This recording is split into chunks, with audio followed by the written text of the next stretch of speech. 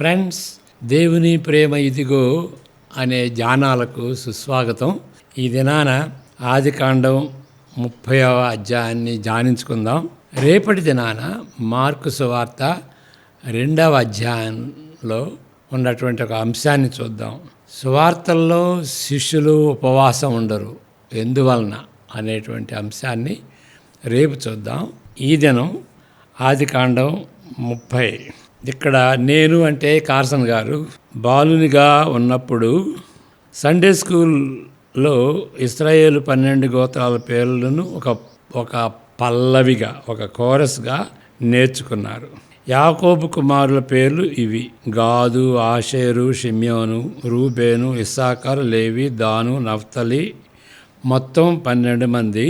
కానీ వీరిలో కవల పిల్లలు ఎవరూ లేరు. జబులూను, యోసేపు, బెన్యామీను. 12 మంది. కానీ పిల్లలుగా ఉన్నప్పుడు ఆ 12 గోత్రాల పేర్లు ఆయన కంఠస్థం చేశారు. కానీ కొన్ని సంవత్సరాలు అయిన తర్వాత అప్పుడు ఈ 12 గోత్రాల ప్రత్యేకత ఆయన గమనించానని చెప్తున్నాడు. ఈ గోత్రాల మధ్యనున్న సంబంధాల తతంగం బట్టి ఆదికాండంలోని మిగిలిన భాగంలో కథ నడుస్తుంది. యాజకులుగా లేవి గోత్రం గురించి ఏంటంటే, యాజకులుగా లేవి గోత్రాన్ని ప్రత్యేకపరుస్తున్న దానిపై ఆధారపడి ఇశ్రాయేలు దేశముగా అమర్చబడింది.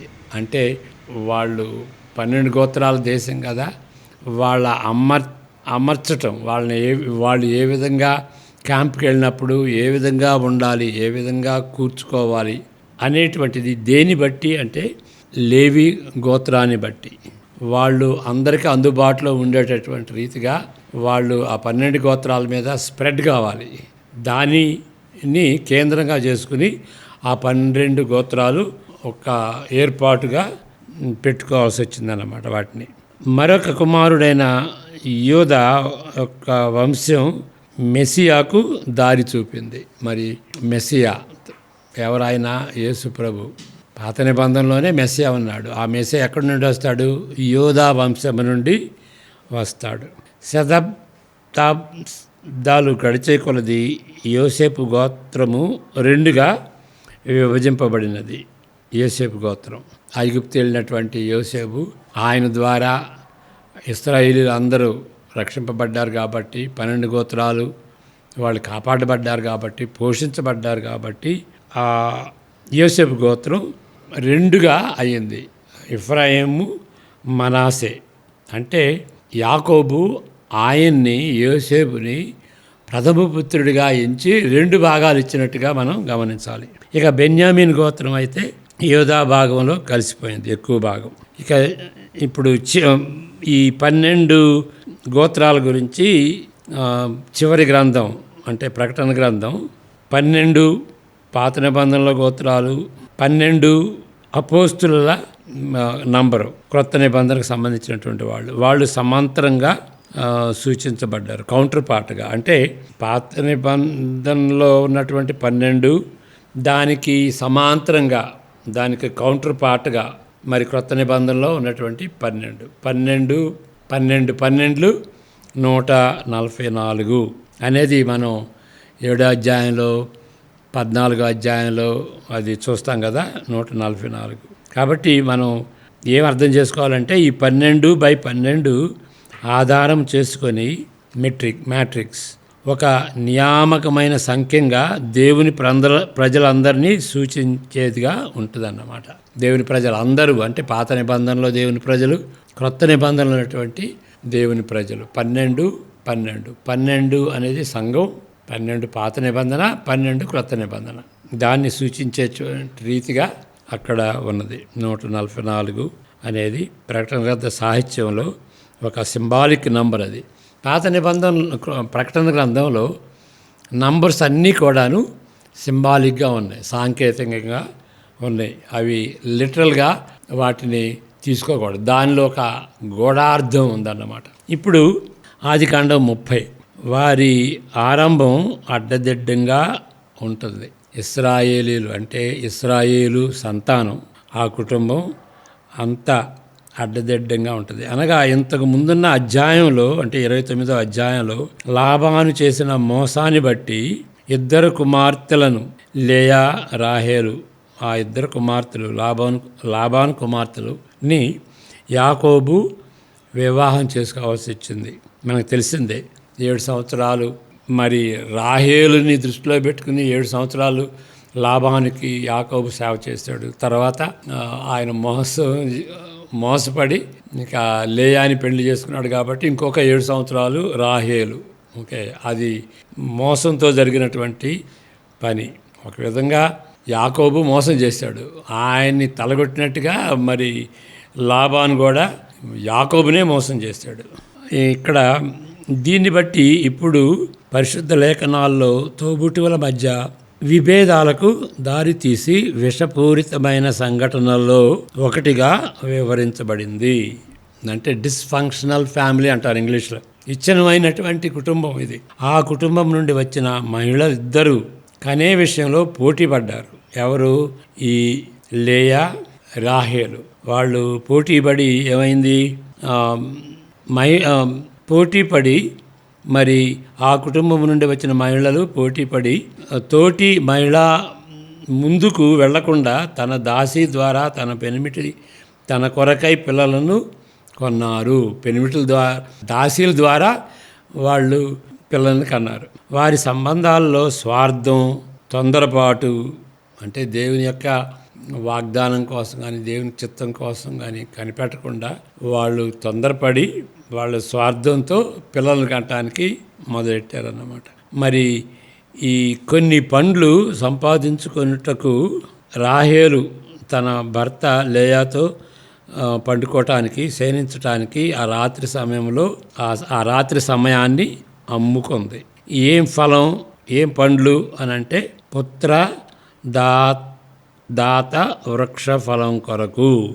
అది 14వ అధ్యాయంలో 14వ వచనంలో మనం చూడగలుగుతున్నాం. అంటే అది ఆ ఫలం తింటే కుమారులు పుడతారు అనేటువంటి ఆశతో ఆ ఫలాలు తినాలనుకుంది. మరి ఆవిడ రాహేలు ఏం చేసిందంటే, సరేలే నాకు ఆ ఫలాలు ఇవ్వు, ఈ దినాన నా భర్త నీతో ఉండొచ్చు ఆ రాత్రి సమయంలో అనేటువంటి ఒప్పందం అన్నమాట. బహుభార్యత్వము వారిని అదుపులో పెట్టుకున్న కారణం చేత వారి సంబంధాలు తికమకమై గందరగోళంగా తయారైనవి. ఇశ్రాయేలీల యొక్క ఆది పురుషుల యొక్క కుటుంబ పరిస్థితి ఇది అని మనం గమనించాలి. విచ్ఛిన్నమైన వేదనతో కూడిన ఈ సంసారం నుండి 11 మంది కుమారులు పుట్టారు. ఒక కుమార్తె పుట్టింది. అందరికి తెలుసు, అది డేనా. చివరి కుమారుడు మరి బెన్యామీను. ఆయన ప్రస్తావన ఇక్కడ లేదు. ఈ 28వ ఈ 30 అధ్యాయంలో కూడాను ఆ ప్రస్తావన లేదు. ఎందువలన అనంటే అక్కడ 35వ అధ్యాయంలో బెన్యామీను పుట్టినట్టుగా దాని గురించి చెప్పబడింది. ఇశ్రాయేలు దేశానికి పునాదిగానున్న 12 గోత్రాల ఆరంభాలు ఈ విధంగా ఉన్నాయి. ఇంత గందరగోళంగా ఉన్నాయి. చూడండి, ఇశ్రాయేలు దేశానికి చెందిన పునాదిగానున్న ఈ 12 గోత్రాల పరిస్థితి ఇంత దౌర్భాగ్యంగా తయారైంది. అది దౌర్భాగ్యంగా డిస్ఫంక్షనల్ ఫ్యామిలీ. మోసం చేస్తున్నారు, ఒకళ్ళొకళ్ళు మోసం చేస్తున్నారు. మరి ఈ ఇద్దరు అక్కలు కూడాను వాళ్ళు పోటీ పడ్డారు, ఎవరు ఎక్కువ మందిని కనాలి పిల్లల్ని అనేటువంటిది. అలాంటి పరిస్థితి అన్నమాట. మిగిలిన వారికంటే ఇంకా మనం అనవచ్చు, వీళ్ళు ఎంత దౌర్భాగ్యులు అని. కానీ అది టిపికల్ ఫ్యామిలీ. కుటుంబ పరిస్థితులు అన్ని కుటుంబాల్లో ఏదో కొలుసుగు ఉంటానే ఉంటుంది. కాబట్టి మేము మా కుటుంబం వాళ్ళకంటే గొప్ప అని గర్వపడే అవకాశం లేదు. మిగిలిన వారికంటే వీరి పూర్వత్రాలు ఎంతో దౌర్భ్యంగా ఉన్నట్లు మనం అనుకోకూడదు. కుటుంబాలలో సామాన్యంగా ఉండే పరిస్థితి ఏ విధంగానే ఉంటుంది. కానీ అన్ని కుటుంబాల కంటే ఎల్లప్పుడూ మెరుగైన కుటుంబంగా వ్యవహరించటాన్ని బట్టి దేవుడు వారితో వ్యవహరించలేదని ఇప్పటికే స్పష్టమవుతుంది. దేవుడు ఎందుకు ఎన్నుకున్నాడైతే మరి ఇలాంటి కుటుంబం? దాని అర్థం ఏంటంటే వాడు మంచిగా ఉన్నటువంటి కుటుంబం కాబట్టి దేవుడు ఎన్నుకున్నాడు అనేటువంటిది క్యాన్సిల్ అయింది. ఆ ఐడియా ఉండకూడదు. ఇప్పటికే అది రుజువైపోయింది. అందువలన కాదు. కానీ మరి ఎందుకు ఎన్నుకున్నాడు దేవుడు అంటే, అబ్రహాము, ఇస్సాకు, యాకోబులతో దేవుడు చేసిన నిబంధనను బట్టి వాళ్ళని, యాకోబు సంతానాన్ని, ఇశ్రాయేలీల్ని, 12 గోత్రాలని వాడుకున్నాడు. అంతేగాని వాళ్ళు గొప్పోళ్ళని కాదు. అంతకుముందు దేవుడు చేసినటువంటి వాగ్దానాన్ని నెరవేర్చుకోవటానికి ఆయన నమ్మకంగా ఉంటూ వీళ్ళ ద్వారా వీళ్ళని వాడుకుని ఆయన యొక్క వాగ్దానాన్ని, ఆయన యొక్క నిబంధనని వాడుకున్నాడు అని అర్థం చేసుకోవాలి. ఉన్నతమైన విమోచన ప్రణాళిక యొక్క ఉద్దేశాలను వారి ద్వారా నెరవేర్చుకున్నటకు తన కృపను బట్టి దేవుడు పట్టు వదలకుండా ముందుకు కొనసాగిపోతున్నాడు. అది దేవుడు. వాళ్ళ దుర్మార్గులైనా, వాళ్ళు మోసగాళ్ళైనా, వాళ్ళు స్వార్థపరులైనా కానీ దేవుడు చేసినటువంటి నిబంధనను పట్టుదలతో ఆయన ఆ కథా కార్యక్రమాన్ని ముందుకు తీసుకెళ్తున్నాడు. ఇది పట్టుదల అనేటువంటిది చాలా మంచి మాట. పర్సివియరెన్స్ అనేది నౌను, పర్సివియర్ అనేది వర్బ్, పర్సివియర్స్ ఓకే సింగులర్ అన్నమాట. అంటే దేవుడు పట్టు వదలకుండా కొనసాగుతూనే ఉంటాడు. లాంటి మనుషులైనా సరే ఆయన వాడుకుంటూ ఆయన ఉన్నతమైనటువంటి ఉద్దేశాలని నెరవేర్చుకుంటాడు. ఉన్నతమైనటువంటి ప్రణాళికని ఆయన నెరవేర్చుకుంటాడు. ఇది చాలా ముఖ్యమైనటువంటి అంశం బైబిల్లో. ఉన్నతమైన విమోచనకి ముందుకు కొనసాగిపోతున్నాడు. సంబంధాలు తెగిపోయిన సంసారంతో ఒక సినిమా చేస్తే దానికి బి గ్రేడ్ కూడా ఇవ్వచ్చు. ఇలాంటి సంసార వ్యవహారాలు విశ్వమునకు అధికారి అయిన దేవునికి ఒక పేరేంటంటే సార్వభౌముడు, ప్రపంచానికి సర్వాధికారి. ఆయన యొక్క ఆశలకు, వాగ్దానాలకు వాళ్ళ పరిస్థితి అడ్డురాదు అనేటువంటి విషయం మనం గ్రహించాలి. ఈ సత్యం ఒక డ్రామాలాగా ఇక్కడ అయ్యింది వాళ్ళ కుటుంబంలో, యాకోబు కుటుంబంలో ఆ విధంగా అయ్యింది. అదే సత్యం దేవుని యొక్క ఏర్పాట్లు, విశ్వాసుల ఎడల దేవుడు కలిగినటువంటి ఏర్పాటు తప్పకుండా నెరవేరుద్ది. దేవుడు సార్వభౌముడు కాబట్టి ఆయన చిత్తానికి, ఆయన ప్రణాళికకి ఏది అడ్డు రాదు అని క్రొత్త నిబంధనలో కూడా ఉంది. క్రొత్త నిబంధనలో యేసు ప్రభువుని అనుసరించినటువంటి విశ్వాసులు, వాళ్ళని దేవుడు ఎన్నుకున్నాడు. ఎందుకు ఎన్నుకున్నాడు? ఎప్పుడు ఎన్నుకున్నాడు అంటే నిత్యత్వంలో ఎన్నుకున్నాడు. ఎందుకు ఎన్నుకున్నాడంటే ఆయనతో కూడా నిత్యత్వంలో ఉండటానికి. నిత్యత్వం నుండి నిత్యత్వం ఉండేటువంటి ప్రణాళిక, దేవుని ప్రణాళిక. ఆ ప్రణాళికని నెరవేర్చుకుంటాడు. సైతాను కానీ, మరణం కానీ ఎవరు కూడాను అడ్డురారు అనేటువంటి మాటల్ని మనం చదువుకుందాం. రోమా 8వ అధ్యాయం 28 నుండి 39 వరకు చాలా గంభీరమైనటువంటి వాగ్దానంతో కూడినటువంటి ప్రోత్సాహకరమైనటువంటి మాటలు. దేవుని ప్రేమించే వారికి అనగా ఆయన సంకల్పం చొప్పున పిలువబడిన వారికి మేలు కలుగుటకై సమస్తమును సమకూడి జరుగుతున్నవని ఎరుగుదుము. ఇంతకుముందు చెప్పుకున్నాం, కానీ మరలా కూడా చెప్పుకోవాలి. సమస్తము అని అంటే it includes good, bad and evil. It includes our difficulties, మనం వెళ్ళేటువంటి శ్రమలు, ఆపదలు, హింసలు సమస్తం కూడాను వాటిని దేవుడు అమర్చుతాడు, సమకూర్చుతాడు. ఎందుకు? మన మేలు కోసం. ఏంటి మన మేలు అంటే 29లో ఉంటుంది. ఎందుకనగా తన కుమారుడు అనేక సహోదరులలో జ్యేష్ఠుడగినట్లు దేవుడెవని వలన ముందు ఎరిగను, వారు తన కుమారునితో సారూప్యం గలవారగుటకు వారిని ముందుగా నిర్ణయించను. ఏం కావాలని? తన కుమారునితో సారూప్యము గలవారగుటకు అంటే ఇమేజ్ ఆఫ్ హిస్ సన్. అంటే దేవుని వలె, యేసు ప్రభు వలె మనం ఉండాలి. యేసు ప్రభు సారూప్యం కలిగి ఉండాలి అని దేవుడు ఆశించాడన్నమాట. అది మంచి.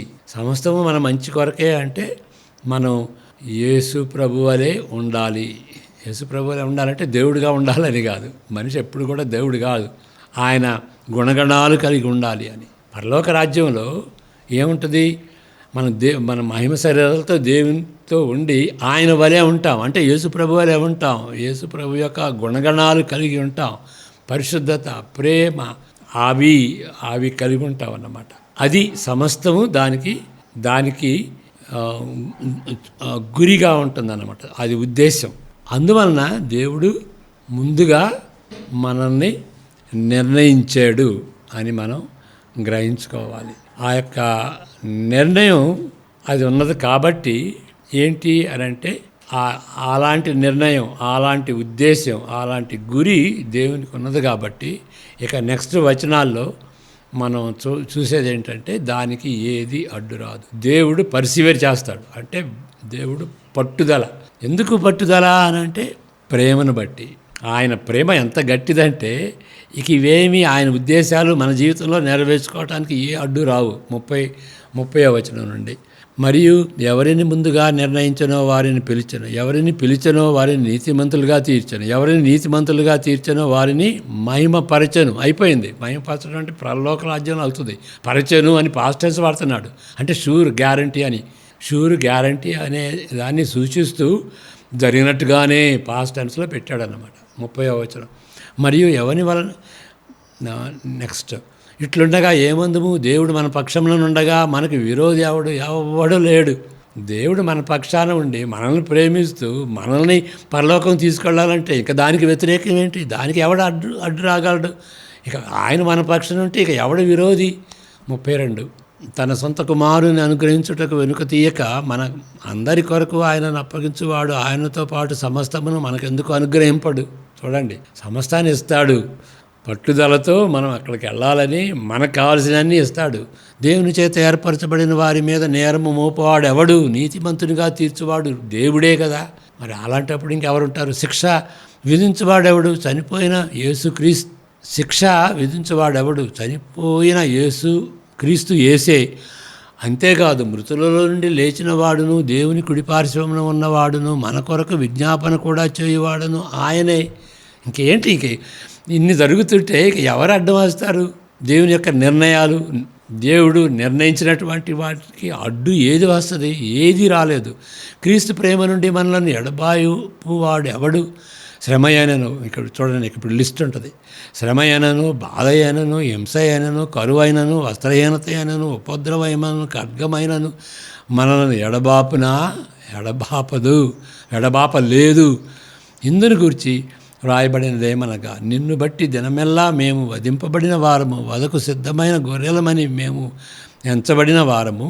పౌలు యొక్క సాక్ష్యం చెప్తున్నాడు. అయినను, ఇది ఏదో థియాలజీ కాదు, ఆయన తన జీవితంలో అనుభవించినటువంటి రీతిగా ఆయన సాక్ష్యం చెప్తున్నాడు. అయినను మనల్ని ప్రేమించిన వారి ద్వారా మనము వీటన్నిటిలో అత్యధిక విజయం పొందుతున్నాము. అందరూ ఎవరినైతే దేవుడు ఎన్నుకున్నాడో, ఎవరినైతే దేవుడు పిలుచుకున్నాడో, ఎవరినైతే నీతిమంతులుగా తీర్చాడో వాళ్ళందరూ కూడాను ఈ వచనాన్ని బట్టి అందరూ విజయులే. కొంతమంది విజయులు, కొంతమంది అపజయులు. నా క్రైస్తవులు అందరూ విజయులే, అందరూ వెళ్తారన్నమాట. దేవుడు నిర్ణయించుకున్నాడు. భూపునాదులు వేయబడక మునుపు వాళ్ళందరూ కూడాను పరలోకంలో చేరతారు. ఎందువలనంటే ఈ కారణాలన్నింటిని బట్టి, యేసు ప్రభువుని బట్టి, ఆయన ప్రేమను బట్టి, దేవుని ప్రేమను బట్టి. ఓకే, ఆయన మన పక్షాన ఉన్నాడు కాబట్టి. మరణమైనను, జీవమైనను, దూతలైనను, ప్రధానులైనను, ఉన్నవి అయినను, రాబోను అయినను, అధికారులైనను, ఎత్తైనను, లోతైనను, సృష్టింపబడిన మరి ఏదైనను మన ప్రభు అయిన క్రీస్తు యేసు నందలి దేవుని ప్రేమ నుండి మనలను ఎడబాప నేరవని రూఢిగా నమ్ముతున్నాను. అది అక్కడ దేవుడు రోమా 8లో పౌలు ద్వారా చెప్పినటువంటి ఆ యొక్క వాగ్దానాలు ఏ విధంగా నెరవేర్చుకున్నాడు అనేది ఒక డ్రామా రూపంలో, ఒక కుటుంబంలో జరిగినటువంటి విషయాలను బట్టి మనకి తెలుస్తుంది. ఇక్కడ యాకోబు కుటుంబం డిస్ఫంక్షనల్ ఫ్యామిలీ. దాన్ని చూస్తే ఎలాంటి వాళ్ళయ్యా, వాళ్ళని ఎన్నుకున్నాడు. వాళ్ళని ఎన్నుకుని దేవుడు చేసినటువంటి వాగ్దానం, అబ్రహాము, ఇస్సాకు, యాకోబులకు చేసినటువంటి వాగ్దానాన్ని వాళ్ళని వాడుకుంటూనే ఆయన నెరవేర్చుకున్నాడు. అలాంటి దేవుడు బైబిల్లో, దేవుడు అలాంటి దేవుడు. కానీ ఇంకొక విషయం ఇక్కడ, ఆయనకు ఆశ ఉంది, మనకుందా ఆశ? మనం పట్టుదలతో వెళ్తున్నామా? ఆ పట్టుదల లేదు అంటే మనం ఎన్నుకొనబడలేదు అని అర్థం. ఖాయం చేసుకోవాలి, ఎన్నుకొనబడినటువంటి వారము అని ఖాయం చేసుకునేది ఎట్లా? మనం పట్టుదలతో మన జీవితాంతం వరకు ఆయన హత్తుకుని, ఆయన్ని ఆశించి, ఆయన ప్రేమించి, ఆయన ఎక్కడ ఉంటాడో నేను కూడా అక్కడ ఉంటాను అని ఆశించేటువంటి పట్టుదల ఉంటే, హింసలైనా కరువైనా ఏదైనా సరే నేను వెళ్తాను అనేటువంటి ఆశ మనలో ఉంటుందన్నమాట. దేవుడు ఎన్నుకోవటం ఒకటి, మన బాధ్యత ఇది. ఈ రెండు వెళ్ళిపోవాలి. దేవుడు పట్టుదలతో మనం తీసుకెళ్తాడు పరలోక రాజ్యం. మనం కూడా ఆయన హత్తుకుని పట్టుదలతో మన జీవితాంతం వరకు మనం విజయవంతులంగా ఉండి, ఆయన్ను ఏ బలహీనతలు ఉన్నప్పటికీ ఆ బలహీనతల నుండి బయటపడాలని ఆశిస్తూ మనం ముందుకెళ్తాం అన్నమాట. కాబట్టి ఈ రెండు ఉన్నాయి. పట్టుదల, ఎవరి పట్టుదల? దేవుని పట్టుదల, మనం పట్టుదల, ఆ రెండు ఉంటాయి అన్నమాట. ఇది నగ్న సత్యం. దేవుని వాక్యంలో ఉన్నటువంటి ఆ గంభీరమైనటువంటి, ప్రోత్సాహకరమైనటువంటి, ఐశ్వర్యవంతమైనటువంటి సత్యం. అలాంటి దేవుని నమ్మకపోవటం ఏంటి? అలాంటి దేవుని తండ్రి అని మనం ఆశపడాలి. ఆయన కుమారులను కావాలి. కుమారులు అయినటువంటి వాళ్ళకి ధన్యత అన్నమాట. క్రైస్తవ జీవితం సంతోషంతో కూడింది. అంటే ఇబ్బందులు, శ్రమలు ఉండవని కాదు. అక్కడ లిస్టులో చూసాం కదా, అన్నీ ఉంటాయి. కానీ వాటిని అధిగమించటాన్ని ఆశిస్తాం. ప్రార్థన చేసుకుందాం. మన ప్రభు అయిన యేసుక్రీస్తు కృప, తండ్రి ప్రేమ, పరిశుద్ధాత్మ అన్యోన్య సహవాసము మనందరికీ ఇప్పుడు ఎల్లప్పుడూ తోడై ఉండును గాక. ఆమెన్. God bless you.